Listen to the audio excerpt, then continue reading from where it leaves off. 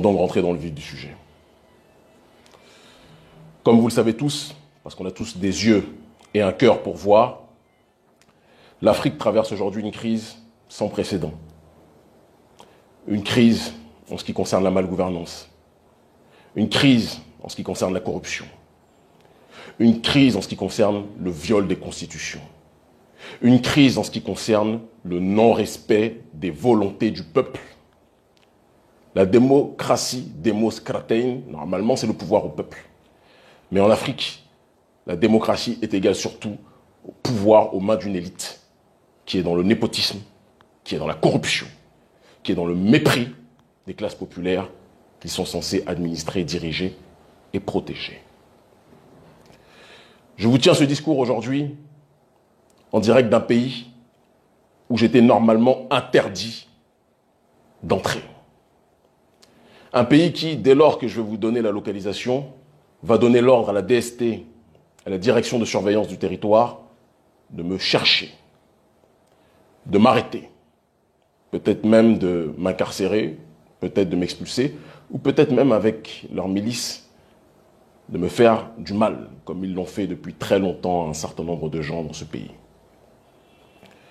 Certains me diront que j'aurais pu rester à Cotonou, siroter mon bissap, continuer mes activités, ou très bien que j'aurais pu même me balader dans d'autres endroits du monde, en sérénité.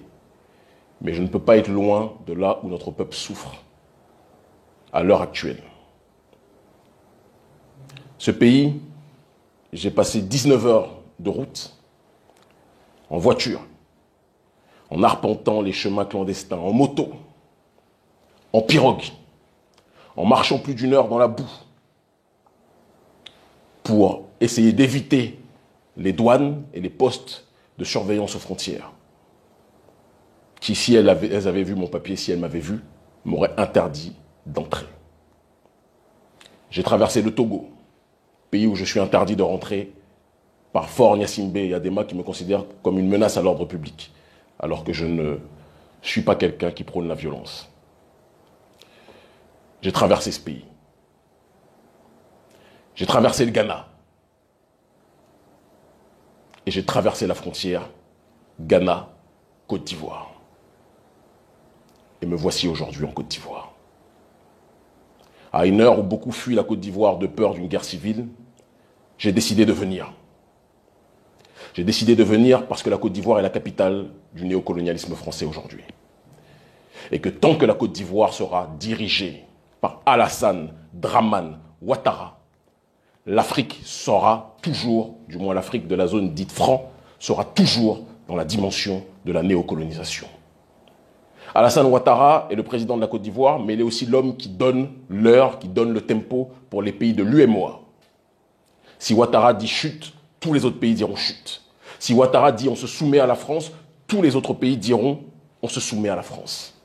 Et donc l'élection présidentielle pour laquelle Alassane Ouattara est en train de frauduleusement concourir, puisqu'il a violé la Constitution, normalement il avait droit à 2 mandats, il a violé la Constitution pour en faire un 3e, il a empêché Laurent Gbagbo, il a empêché Blé Goudé, il a empêché Soro de concourir, il a truqué les élections. Ouattara veut se représenter parce qu'il sait très bien que sans sa présence, la France-Afrique risque d'être en difficulté. Et c'est la raison pour laquelle les hypocrites du gouvernement français, dirigé par M. Emmanuel Macron, n'ont rien dit contre Alassane Ouattara lorsque celui-ci voulait se présenter, mais dans le même temps, ont eu le culot, tout comme la CEDEAO, tout comme le gang de la CEDEAO, parce que c'est devenu un gang politique aujourd'hui, d'accord, de condamner la manifestation populaire au Mali qui voulait simplement le départ d'Ibeka. Qu'est-ce que l'on doit retenir par rapport à cette situation? Que lorsque le peuple s'exprime, la CEDEAO et le gouvernement français s'opposent. Parce que les intérêts du peuple africain, ce n'est pas les intérêts ni de la CEDEAO, ni de l'oligarchie française. Mais lorsque le symbole de la corruption, le symbole de la violence, le symbole de l'hystérisation ethnique dans le pays prend le pouvoir, ou du moins capture le pouvoir et décide de se représenter alors qu'il n'en a pas le droit, le gang de la CEDEAO se tait et le gouvernement français se tait. Et vous voulez qu'on fasse confiance à ces institutions. Vous voulez sincèrement qu'on soit dans une démarche de se laisser guider par des élites qui sont complètement délégitimées par rapport au peuple. Ce n'est pas notre démarche. Alors j'ai décidé de prendre mes responsabilités. Je sais que lorsque je me ferai attraper par la DST, je serai sans doute arrêté, molesté ou expulsé. Vous serez tous témoins de ce qui va m'arriver. Mais je suis venu en Côte d'Ivoire pour parasiter le processus électoral du candidat de la France-Afrique, Alassane Dramane Ouattara. Je ne partirai pas de ce pays tant que Ouattara maintiendra cette élection. Il est important de préciser, pour éviter toute chasse à l'homme qui sera effectuée contre des innocents, je suis venu de mon propre chef. Aucun membre de mon organisation, je le précise, aucun membre de l'ONG Urgence panafricaniste n'était au courant de ma venue. Et au moment où je vous parle, personne ne sait où je suis. De la même façon, j'insiste, aucun membre de l'opposition, je dis bien aucun membre de l'opposition, n'a contribué à me faire venir, d'accord, et n'est au courant de ma présence aujourd'hui. Parce que je sais que Ouattara n'attend que ça pour dire que vous voyez, vous avez fait venir ce terroriste politique, terroriste non violent, c'est quand même important de le préciser, parce que je ne prône pas la violence. La désobéissance civile n'est pas la violence, qu'on soit très clair dessus. C'est comme ça que vous avez eu le camp Gbagbo et vous l'avez amené à la CPI, parce qu'ils se sont laissés avoir par vous qui êtes les plus grands violents d'Afrique aujourd'hui. Des mercenaires, des meurtriers. D'accord? Mais le simple fait que les autres se soient défendus, vous les avez présentés comme les violents, vous avez été protégés. Moi, je le dis clairement, je prône la non-violence. Mais la non-violence n'empêche pas l'intelligence. Et vous ne pouvez pas confisquer la voix du peuple sans que le peuple ne réagisse.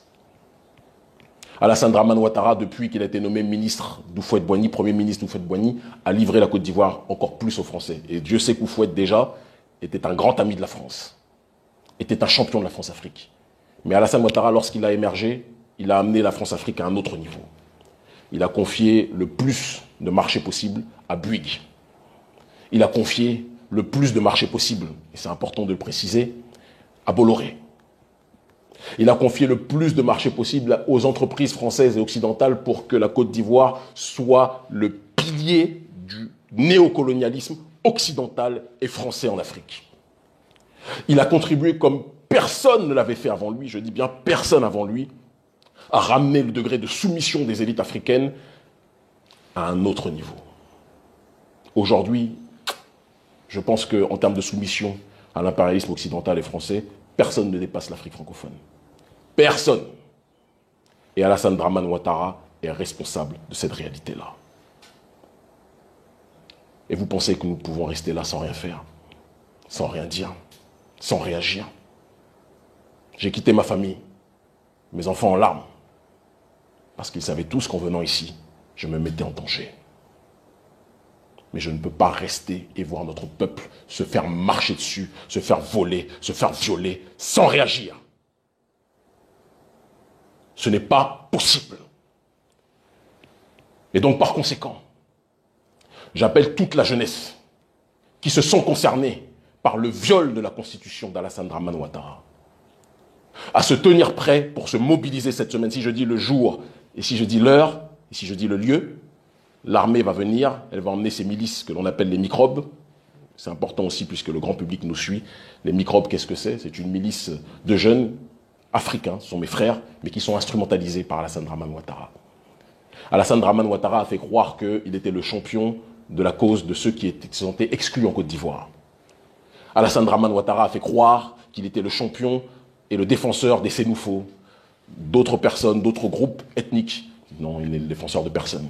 Les Sénoufos sont un peuple digne, très digne, et Ouattara ne les représente pas. Je ne suis pas venu ici pour mener un combat contre des Sénoufos, ou contre les lobbies, ou contre les malinqués. Ce sont mes frères. Je suis un panafricaniste. Ce n'est pas que vous soyez Aoré, que vous soyez BT, que vous soyez lobby, que vous soyez malinqué, etc., ou Sénoufos, ce n'est pas mon problème. Nous sommes tous africains. Notre seul problème, c'est le néocolonialisme français qui a décidé de coopter Alassane Dramane Ouattara pour maintenir sa domination sur nos terres. Et donc l'élection à laquelle Alassane Ouattara veut forcer les digues pour se présenter, Cette élection est une élection viciée et qui n'est pas une élection qui concerne uniquement les Ivoiro-Ivoiriens. Ça concerne l'Afrique dans sa globalité. En tant que citoyen de la CEDEAO, j'ai le droit de venir. J'avais été interdit de rester l'année dernière au motif que j'étais, selon le président Dramane Ouattara, une menace grave à l'ordre public parce que je voulais organiser une mobilisation non violente, pacifique, j'insiste beaucoup dessus, contre le néocolonialisme, contre la France-Afrique et contre le franc CFA. Alassane Ouattara, voyant ça, a paniqué et m'a expulsé. Mais je suis de retour aujourd'hui. J'appelle toute la jeunesse ivoirienne à se mobiliser, à se tenir prêt, à rencontrer tous les partis qui sont opposés, toutes les structures qui sont opposées à Alassane Ouattara pour se tenir prêt pour une mobilisation, j'insiste dessus, pacifique. Parce que les violents, c'est eux, ce n'est pas nous. Nous ne sommes pas violents. Les va-t-en-guerre de Facebook qui n'ont jamais tenu une arme, qui vous parlent de révolution mais qui ne sont pas capables d'être sur le terrain, qui sont toujours loin du danger, on les connaît. Qui viennent quand tout est facile, quand les dictateurs sont partis parader, on les connaît. Moi, je ne veux pas que les nôtres perdent la vie bêtement. Mais je dis, mobilisons-nous pacifiquement, énergiquement, civiquement, contre le régime Ouattara, parce que le régime Ouattara, ça sera la domination française pendant encore 5 ans. Minimum. Nous ne pouvons plus accepter cela. Nous ne pouvons plus tolérer cela. Et si on doit m'arrêter, si on doit me tuer, si on doit me molester pour ça, j'accepte le prix à payer. Parce que ce combat que nous menons, nous ne le menons pas pour nous, mais nous le menons pour que nos futures générations puissent bénéficier du principe minimum et vital universel de souveraineté. De souveraineté du peuple. Et non pas des élites. Parce que les élites, si elles ne sont pas là pour servir le peuple, ne sont que distraction, corruption et autodestruction. Et donc que toute la jeunesse ivoirienne se tienne près des partis politiques, de tous les partis qui sont opposés à Alassane Ouattara. Le bruit à oreille, le bouche à oreille, excusez-moi, le bouche à oreille va circuler. Et avant samedi, s'il plaît à Dieu, si les ancêtres nous le permettent, parce que nous nous battons pour les honorer, nous agirons pour parasiter ce processus électoral vicié. J'insiste, sans violence, parce que nous ne sommes pas des violents. Il ne s'agit pas, certains me parlent de coup d'État, non, il ne s'agit pas de ça. Le coup d'État, c'est Alassane Dramane Ouattara qui l'a effectué. C'est Alassane Dramane Ouattara qui l'a effectué. Quand il interdit Laurent Gbagbo, qu'il a envoyé à la CPI gratuitement de se présenter. Qui est-ce qui fait un coup d'État? Quand il interdit Blé Goudé de se présenter. Qui est-ce qui fait un coup d'État? Quand il interdit Guillaume Soro. Certains vont me dire dans la galaxie patriotique, oui, mais Guillaume Soro par-ci, Guillaume Soro par-là. Guillaume Soro aujourd'hui est contre Ouattara. Moi, tous ceux qui sont contre Ouattara sont mes frères. Je n'ai pas besoin de leur parler pour ça. Tous ceux qui sont contre Ouattara sont mes frères. Et je remercie Ouattara pour une chose. Il a permis ça. Il a permis que tous les compteurs soient remis à plus ou moins à zéro et que nous nous organisions tous, nous nous unissions tous contre Ouattara. Et donc j'appelle toutes les forces d'opposition à donner de leur personne pour se mobiliser pacifiquement contre le régime Ouattara une dernière fois. Nous devons le faire. Ce n'est pas une lutte ivoiro-ivoirienne, c'est une lutte de libération contre la France-Afrique. Et Alassane Ouattara est le dernier maillon de cette France-Afrique, le plus grand, le plus puissant. Il est à la France-Afrique ce que le Real Madrid est à la Ligue des Champions. Personne ne le bat en nombre de coupes victorieuses. Personne. Un homme qui n'a pas honte de pouvoir envoyer des milices armées de machettes assassiner ses propres concitoyens. Vous pensez que c'est quelqu'un qui peut faire avancer l'Afrique? Un homme qui se dit prêt, s'il le faut, à brûler le pays, il l'a déjà fait. Au début des années 2010, à brûler le pays pour maintenir sa domination. Vous pensez sincèrement que cet homme-là peut faire avancer l'Afrique? Un homme qui est prêt fait à tout pour maintenir le franc CFA et la domination française en Afrique, de la zone dite entre guillemets francophone. Ça aussi, c'est un terme qu'il faudra changer tôt ou tard. Vous pensez que c'est sincèrement quelqu'un qui peut faire avancer l'Afrique? Reprenons-nous. Jeunesse africaine. Pendant trop longtemps, on s'est contenté de subir. Pendant trop longtemps, on s'est contenté de se taire. Les coups, je les prends depuis des années. Je me dis toujours, et je le dis toujours publiquement, je n'ai pas peur des menaces, je n'ai pas peur des risques. Je suis en sursis, parce que la mort nous touchera tous. Mais je veux vivre en me battant, comme je le fais depuis 20 ans, et non pas vivre en mourant. Je ne veux pas vivre en acceptant la mort que le néocolonialisme et que nos élites corrompues endogènes ont décidé de nous imposer. La France-Afrique n'est pas morte. La France-Afrique est plus que jamais vivante. La France-Afrique, c'est ce qui permet à ce que Alassane Dramane Ouattara ait pu avoir le courage, le toupet, d'accueillir l'assassin de Thomas Isidore Sankara. La France-Afrique, c'est le maintien de toutes les multinationales et de toutes les entreprises françaises sur nos sols, qui empêchent un développement économique serein, sans assistance respiratoire. La France-Afrique, c'est le maintien des bases militaires avec tous les affiliés d'Alassane Ouattara dans nos pays, en Afrique dite francophone. Dite francophone. C'est notre devoir à tous de nous mobiliser. C'est notre devoir à tous de nous tenir prêts. Si je dis l'heure et la date, les militaires risquent de nous devancer et risquent de court-circuiter toute mobilisation. Mais une chose est certaine, je vais m'arranger pour que toutes les forces d'opposition reçoivent le message, reçoivent le mot, et que nous puissions agir tel un seul homme, pacifiquement, civiquement, contre le néocolonialisme français. C'est le néocolonialisme, c'est de néocolonialisme dont il s'agit. Rien d'autre. Nous ne pouvons plus continuer à voir notre peuple se faire tirer dessus. Nous ne pouvons plus continuer à voir notre peuple se faire spolier. Nous ne pouvons plus continuer à voir notre peuple se faire assassiner. La malgouvernance est le premier pilier du néocolonialisme. Et c'est pour ça que j'ai dit dans mon allocution que je parlais de la Côte d'Ivoire, mais que je parlais aussi des autres pays, la Guinée-Conakry, avec l'assassin Alpha Condé, qui, comme Alassane Dramane Ouattara, exacerbe les tensions ethniques et a violé la Constitution pour se présenter une troisième fois,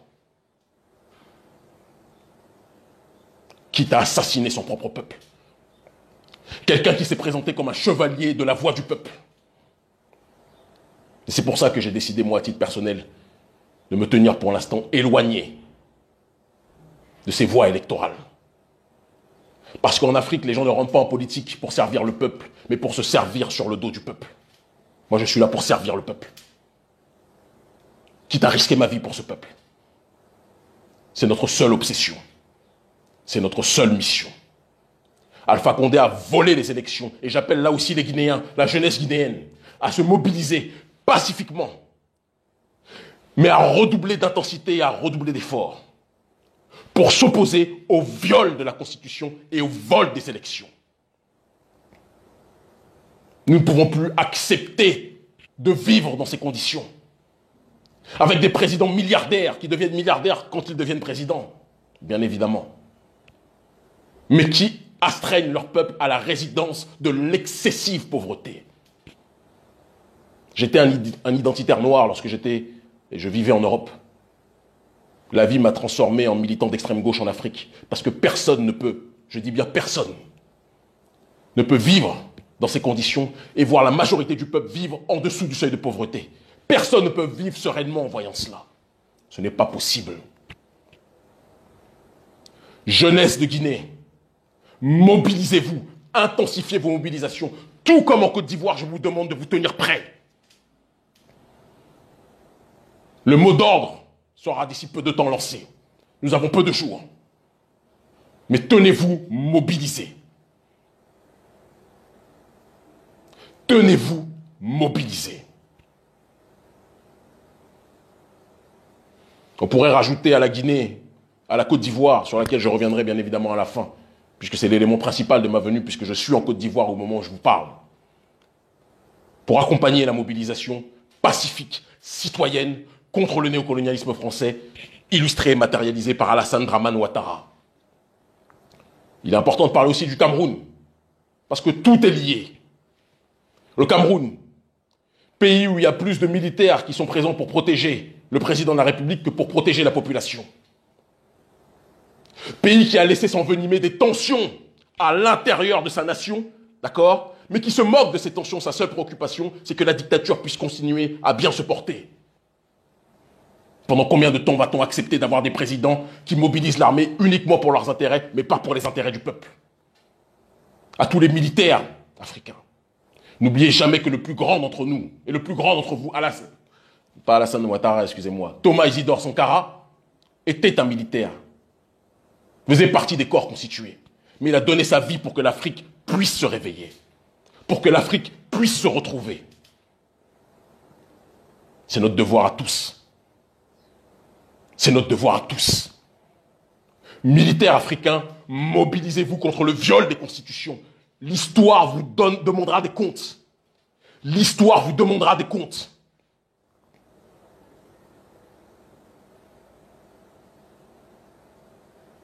Voir au Cameroun des enfants se faire assassiner à cause d'une malgouvernance qui est putréfiée, qui est insérée, qui est présente depuis trop longtemps. Ça ne peut plus durer. Nous sommes fatigués de voir les larmes couler. Nous sommes fatigués de voir les larmes couler. Nous voulons que ce massacre, que ces drames dans nos pays cessent. Et si on doit perdre la vie pour cela, je l'ai dit dans mon dernier livre, L'Afrique libre ou la mort en Afrique n'est qu'une étape. Et je veux mourir en me battant pour mon peuple et non pas vivre en mourant. Je pourrais élargir aussi à la question du Bénin, mon pays qui avance beaucoup sur le développement, il y a beaucoup de choses qui se font, il faut le reconnaître. Mais qui sur le terrain de la démocratie est en train de mourir. Parce que toute voix dissidente est assassinée médiatiquement, assassinée judiciairement, pourchassée, persécutée, censurée. Patrice Talon, vous êtes mon président. Vous êtes meilleur que bon nombre d'hommes politiques au Bénin. C'est une réalité, il faut le dire. Mais vous ne ferez pas avancer le Bénin en tuant la démocratie. Le développement sans la démocratie n'est que forfaiture. Je sais que en disant ça, à mon retour du Bénin, vous aussi, vous allez me mettre en garde à vue. Faites ce que vous avez à faire. Le peuple voit. Le peuple voit. La jeunesse africaine doit prendre ses responsabilités. La jeunesse africaine doit prendre son courage.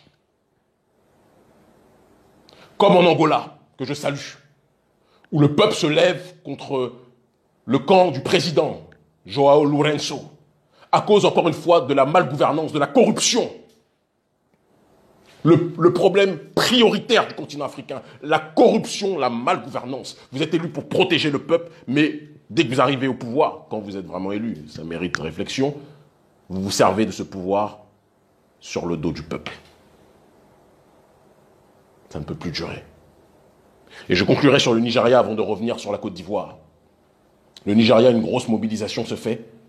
Et je passe une salutation à mon ami, à mon frère, le fils de Fela Kuti, Shehu Kuti. Mais je précise une chose. Tout le monde sait que depuis des années, la SARS est une milice criminelle qui persécute le peuple.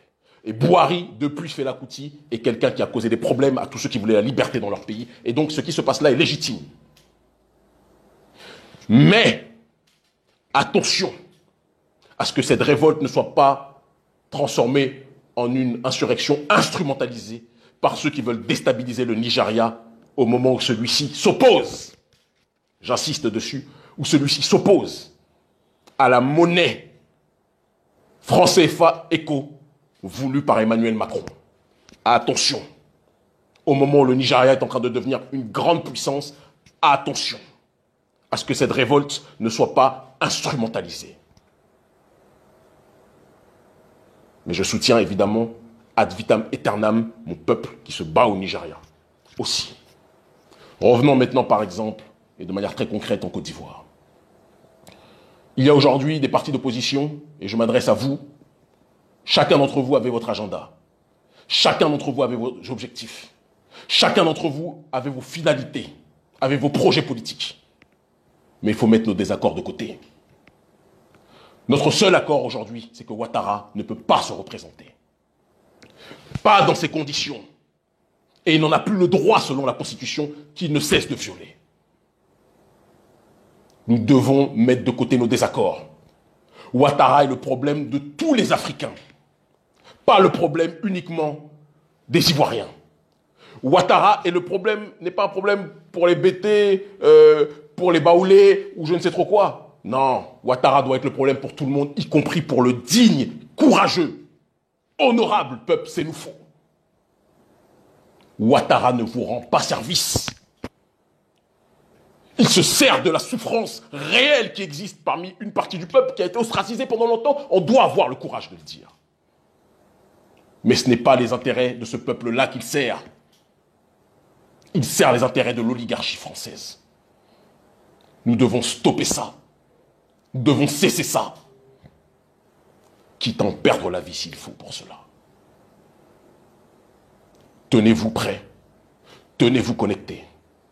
Avant samedi, en Côte d'Ivoire, une mobilisation plus que jamais pacifique, citoyenne, aura lieu. Et s'ils doivent nous attaquer, que le monde entier sache, vous êtes tous témoins, vous êtes très nombreux à suivre ce direct, que le monde entier sache que les responsables, les violents, c'est le gouvernement Ouattara. Nous ne sommes pas violents. Nous pourrions l'être, ils ne sont pas plus forts que nous. Mais celui qui est violent à l'échelle géopolitique est celui qui a perdu. Vous avez eu mon aîné Gbagbo lorsqu'il s'est défendu, vous avez eu aussi le général Blé Goudé, vous n'aurez pas Kémy Séba. Dans notre ontologie, la violence, c'est l'intelligence. Dans notre ontologie, la résistance, c'est l'élévation de la pensée. Je n'appelle pas à la mobilisation pour que nos fils meurent. Si je dois mourir, je mourrai, je prends mes responsabilités. Venez pacifiquement. Mobilisez-vous pacifiquement. Et empêchons Ouattara de tenir cette élection. Et quand bien même il tiendrait cette élection, faisons en sorte de parasiter ce processus électoral jusqu'à ce que Ouattara reconnaisse qu'il ne peut pas agir de cette façon. Je m'adresse enfin à Ahmed Bakayoko, Premier ministre ivoirien, homme extraordinaire du milieu de la nuit, un homme brillant pour la nuit. Mais pour le jour, mon très cher frère, ce que tu fais à ton peuple ne va pas. Engager des milices, comme tu le fais avec ce que l'on appelle les microbes, pour assassiner ton propre peuple, ça ne va pas, mon frère. Quitte ce bateau avant qu'il soit trop tard. Quitte ce bateau avant qu'il ne soit trop tard. Ahmed, tu es aimé par beaucoup de gens du milieu du showbiz africain. Beaucoup de gens vendent tes qualités, ton cœur, etc. Applique ton cœur aussi en politique. Quitte Dramane. Quitte Dramane. Et rejoins tous ceux qui sont opposés à ce dernier. Parce qu'Alassane Ouattara va être dans les poubelles de l'histoire, mon frère. Il l'est déjà. Quitte Dramane, mon frère. Je te le demande. Je te parle ainsi, grand frère. Quitte Dramane.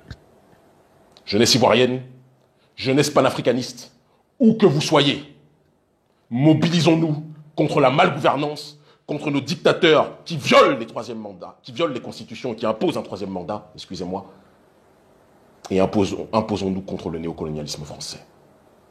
L'Afrique libre ou la mort, nous vaincrons. Et je le dis et je le répète, je suis prêt à mourir si c'est le prix à payer. Nous mourrons tous, mais mourrons pour notre dignité. Ils finiront par comprendre. Le rendez-vous est pris, tenez-vous connectés dans les heures à venir.